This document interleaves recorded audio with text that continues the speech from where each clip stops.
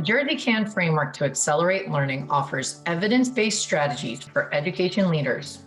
As we continue to face and recover from the pandemic, it is critical to meet students and families where they are. In this video, we'll be highlighting 2 schools doing just that, starting with Cresthaven Academy Charter School in Plainfield, New Jersey.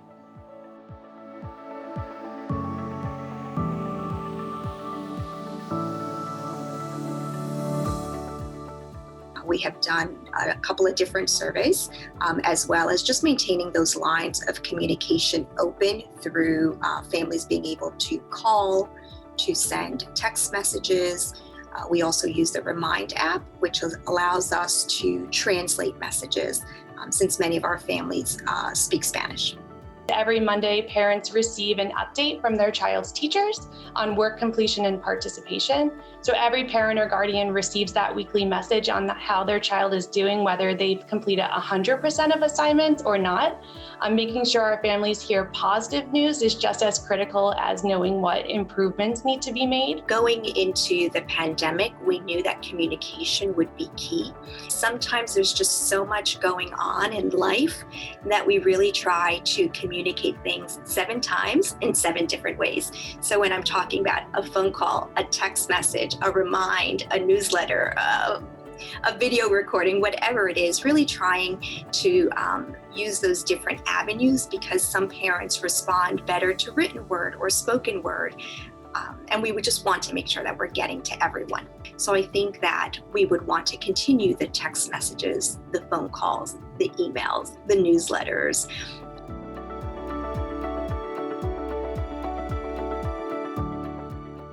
So something that we learned really early on last year was that we needed to create a system where we could keep a pulse and a track of our families. So we created what we call communication trackers for every grade, and every scholar has their family's phone numbers, emails, any phone numbers for babysitters or aunts and uncles that they might be staying with during the day, that allows teachers and our whole staff community as a whole to reach those families. The communication trackers allow for me as the dean to be able to see the communication that's happening and really keep track of conversations that have happened, and allows me to work with our leadership team and our support team to make sure that if a scholar or a family need additional support, that we're working as a team to get them their basic needs or more social emotional check-ins every single day. Over in Newark, Westside High School has also found innovative ways to reach students and families. Lights On is again a program that's from 6 p.m. to 11 p.m. at night, Mondays and Wednesdays during summer, and just on Fridays during the school year. I wanted to create a field where kids had a safe place to be kids, and provide them with food and provide them with just fun activities outside of what they're doing normally in the streets.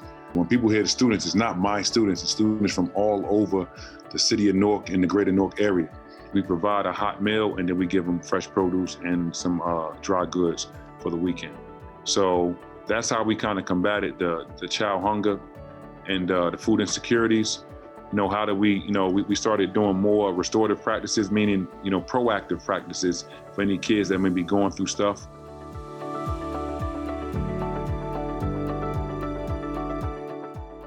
Kinvolved is another way for parental outreach, right? So Kinvolved will be able to send push notifications or texting right to anyone on the platform, meaning the parents, and they use maybe PowerSchool, which we have, to locate all of the numbers, and then they're able to send out, listen, snow day tomorrow, don't come, or like that. And the parents can text right back if they got a question, anything like that. But the great thing about it is we're dealing with a lot of families that are coming from different countries.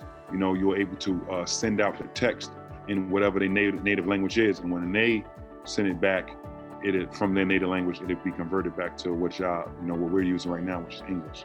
So it's amazing with parental outreach, and like I said, a lot of people not going to their phone and going to the Gmail, then looking for the email, then open it up, push notifications, the like Sports Center, da-na-na, da-na-na. You look at your phone, it's there already, you read it, and bam, you're on to the next thing.